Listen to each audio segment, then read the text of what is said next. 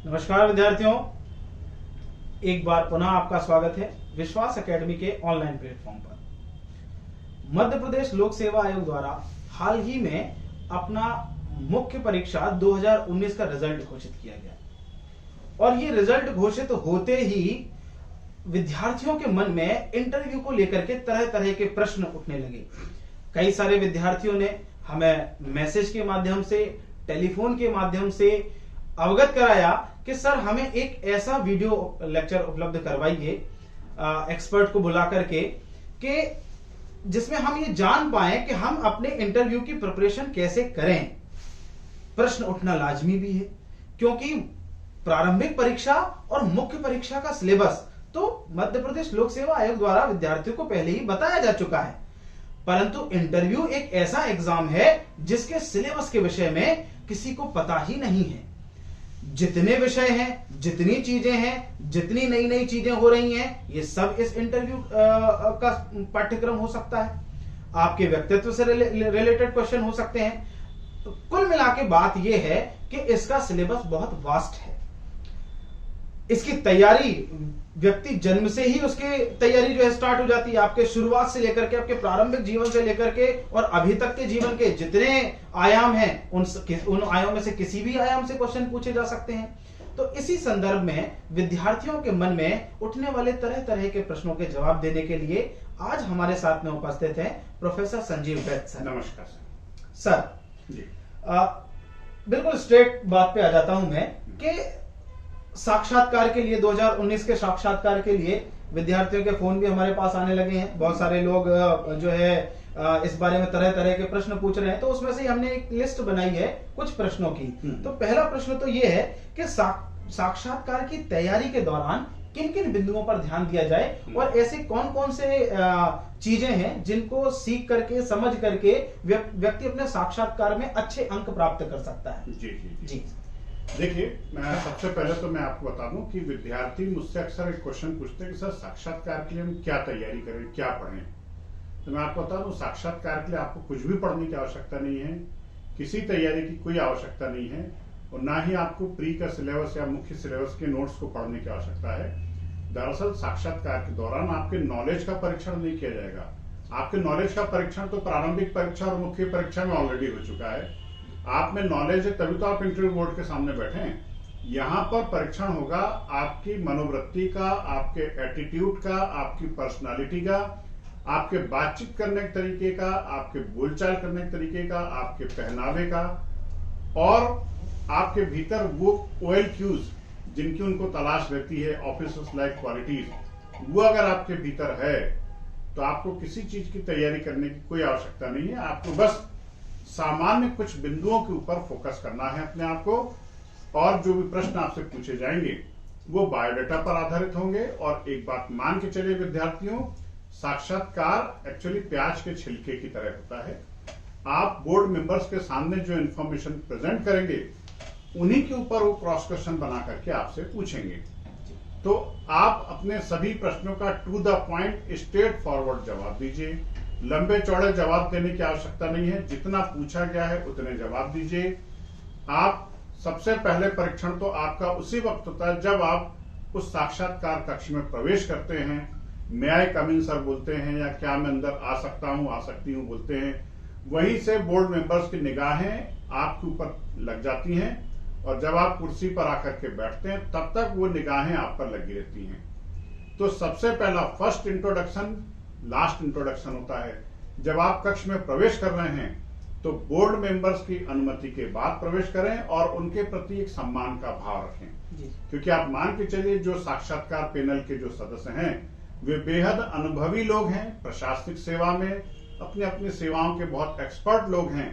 तो वो उम्मीद करते हैं कि आप उनके प्रति सकारात्मक व्यवहार रखें, उनके प्रति मन में एक सम्मान का भाव रखें, तो ही वो आपके साथ कोऑपरेट करेंगे।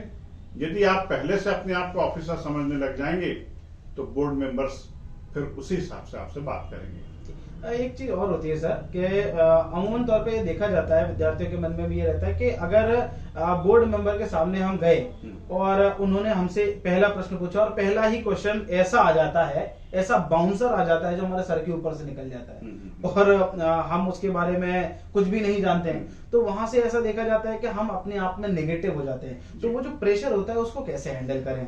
देखिए, एक्चुअली होता यह है कि बहुत सारे विद्यार्थियों को लगता है कि हम साक्षात्कार मंडल के सभी प्रश्नों का जवाब दे देंगे तो मतलब इंटरव्यू बहुत अच्छा हो गया। ऐसा कुछ भी नहीं है। अगर बोर्ड मेंबर्स आपसे ऐसा क्वेश्चन पूछते हैं जिसका जवाब आपको नहीं पता है, तो आप स्पष्ट तरीके से उनसे बोल दीजिए, आई एम सॉरी सर, क्षमा करें सर, मुझे इस प्रश्न का जवाब नहीं पता है।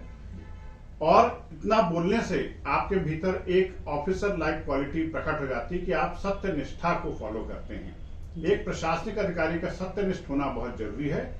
भले ही आपसे 10 क्वेश्चन पूछे, 10 के जवाब आपको पता नहीं है, आप सभी में आई एम सॉरी बोले और स्पष्ट बोले कि महोदय इस प्रश्न का जवाब मुझे नहीं पता है। किसी भी स्थिति में गोलमोल जवाब देने का प्रयास ना करें, उन्हें घुमाने की कोशिश ना करें, उन्हें गलत जवाब ना दें। वे बेहद अनुभवी लोग हैं। आपकी आंखों की पुतलियों को देख करके समझ जाएंगे कि आप सही जवाब दे रहे हैं कि गलत जवाब दे रहे हैं।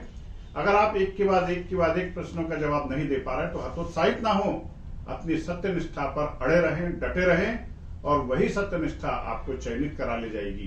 क्योंकि मैंने देखा साहब, इतने सालों से मैं साक्षात्कार की तैयारी करा रहा हूं, कई विद्यार्थी ऐसे होते हैं जो हर प्रश्न का सही जवाब दे के आते हैं, फिर भी उनको साक्षात्कार में बहुत अच्छे नंबर नहीं मिलते।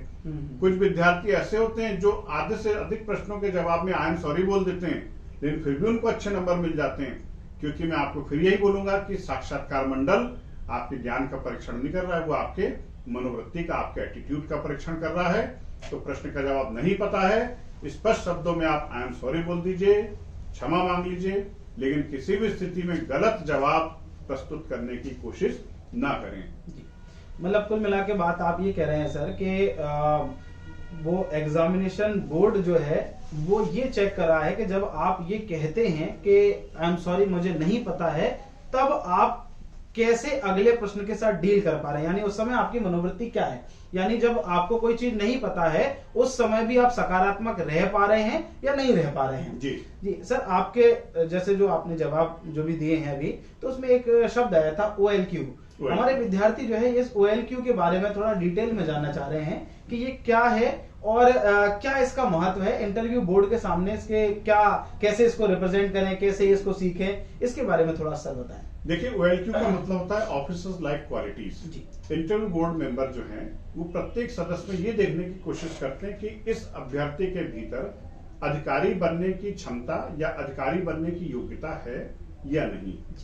अब आप चूंकि मुख्य परीक्षा में नीति शास्त्र एथिक्स का एक टॉपिक पढ़ चुके हैं, उस एथिक्स को अगर आपने अच्छे से पढ़ा है तो आपके भीतर प्रशासनिक क्षमता निस्संदेह विकसित हो चुकी है। एक प्रशासनिक अधिकारी को सत्यनिष्ठ होना चाहिए, ईमानदार होना चाहिए, डिसीजन मेकिंग होना चाहिए, और डिसीजन मेकिंग में रैपिड डिसीजन मेकिंग, त्वरित निर्णय लेने की क्षमता उसके भीतर होनी चाहिए, मनोभावों को समझने की क्षमता होनी चाहिए, कोई से भी प्रॉब्लम आ जाए उसको तुरंत सॉल्व करने की क्षमता होनी चाहिए, डिसीजन मेकिंग होना चाहिए, प्रॉब्लम सॉल्विंग होना चाहिए, इंटरपर्सनल स्किल उसके भीतर होना चाहिए, वो बड़ी से बड़ी समस्याओं का त्वरित जल्द से जल्द समाधान निकाल सके, ये क्वालिटी उसके भीतर होनी चाहिए।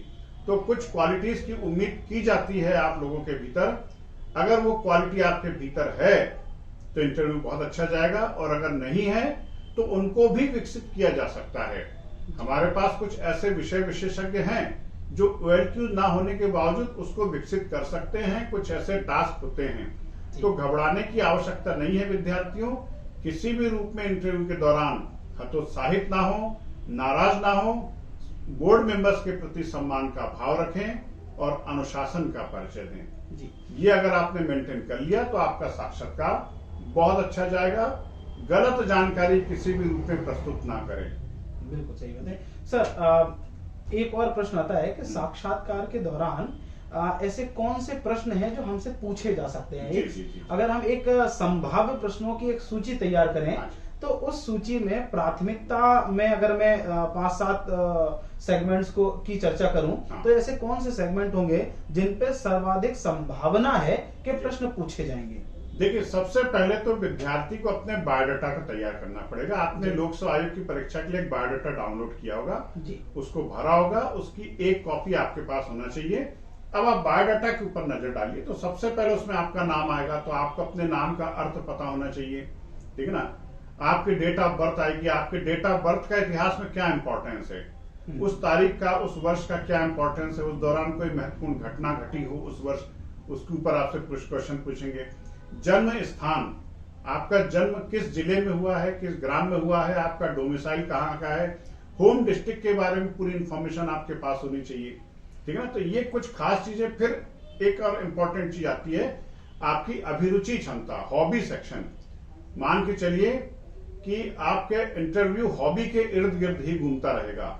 आपने जो भी हॉबी भरी हो, डांस करना, अभिभाषण करना, मूवी देखना, जो भी पुस्तकें पढ़ना, उन हॉबीज के ऊपर आपके पास डिटेल जानकारी होनी चाहिए, संपूर्ण जानकारी होना चाहिए। जो भी प्रश्न पूछे आपके हॉबी से रिलेटेड, बोर्ड उम्मीद करता है कि आप उनकी जो है प्रश्नों की जानकारी आप उनको उपलब्ध कराएं।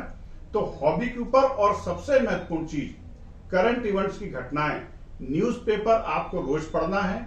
वर्तमान समय में कौन सी महत्वपूर्ण घटना घट रही है उसके बारे में समीक्षात्मक बिंदु आपके पास होने चाहिए। यदि आप समसामयिक घटनाओं की समीक्षा करने में सक्षम हैं तो आप मान के चलिए ये आपका एक बहुत सकारात्मक पॉजिटिव पक्ष है।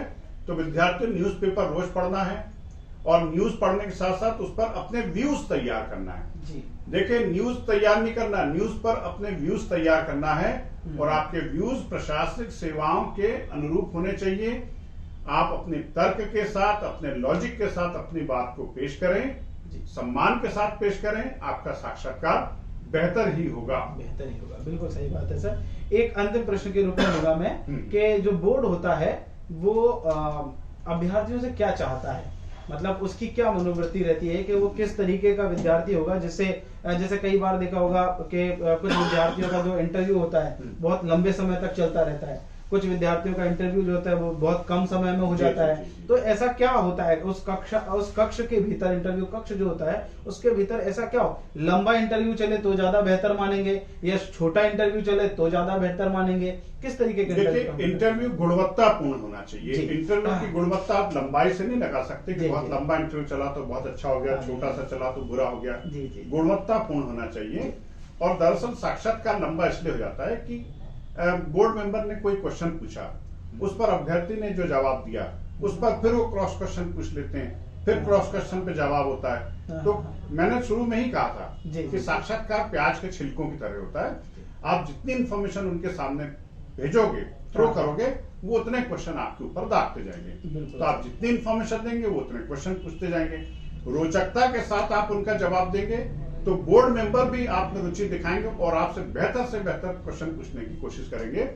और एक बात और बता दो, बोर्ड मेंबर्स का जो रवैया होता है बेहद सकारात्मक होता है। मैंने कई बार देखा है कि वो कैंडिडेट साक्षात्कार के दौरान घबराता है, लेकिन बोर्ड मेंबर्स उसको सांत्वना देते हैं, बोर्ड मेंबर्स उसको सपोर्ट करते हैं कि तुम चिंता मत करो, हम तुम्हारे साथ हैं, ठीक है ना। तो ऐसी स्थिति में बोर्ड मेंबर्स का तो दायित्व हो जाता है कि कैंडिडेट अच्छे से अच्छा इंटरव्यू दे, और उनका भी एक लक्ष्य है कि अच्छे लोग प्रशासनिक सेवा में चुन करके आए, ऐसे अधिकारी चुन करके आए जिनकी एक सम्मानजनक वेशभूषा हो, बातचीत करने का एक सलीका हो, मैनर्स हो, एटिकेट हो, शिष्टाचार हो, वो एलक्यूज हो, इसमें सब चीजें हैं, वो ऑफिसर बनने की योग्यता रखता है। बिल्कुल सर। तो ये था हमारा अंक जिसमें हमने इंटरव्यू के बारे में बहुत सारी बातें हमारे सर के माध्यम से सीखी, समझी। इसके अलावा यदि आपके कुछ और प्रश्न होते हैं तो आप उन्हें कमेंट सेक्शन में दे सकते हैं, कमेंट सेक्शन में हमसे पूछ सकते हैं। नीचे डिस्क्रिप्शन में आपको हमारा कांटेक्ट नंबर मिल जाएगा, उस कांटेक्ट नंबर पे आप हमसे कांटेक्ट कर सकते हैं। यदि आपको कुछ और प्रश्न पूछने हैं, कुछ और सहायता आपको चाहिए है तो आप हमें मैसेज के माध्यम से, व्हाट्सएप के माध्यम से या डायरेक्ट कॉल के माध्यम से हमसे आप पूछ सकते हैं। इसका कोई चार्ज नहीं है, आप सीधे सीधे हमसे वो प्रश्नों को पूछ सकते हैं। हमसे जो भी सहायता बन पड़ेगी वो हम आपकी करेंगे, है ना। और साक्षात्कार के दौरान प्रफुल्लता, चेहरे पर एक हल्की सी स्माइल जरूर रखें। तनावग्रस्त होने की आवश्यकता नहीं है, आप चेहरे पर एक हल्की स्माइल रखें, प्रफुल्लता का भाव रखें, सकारात्मक सोच के साथ साक्षात्कार की तैयारी करें। आपकी सफलता 100% सुनिश्चित है। नमस्कार।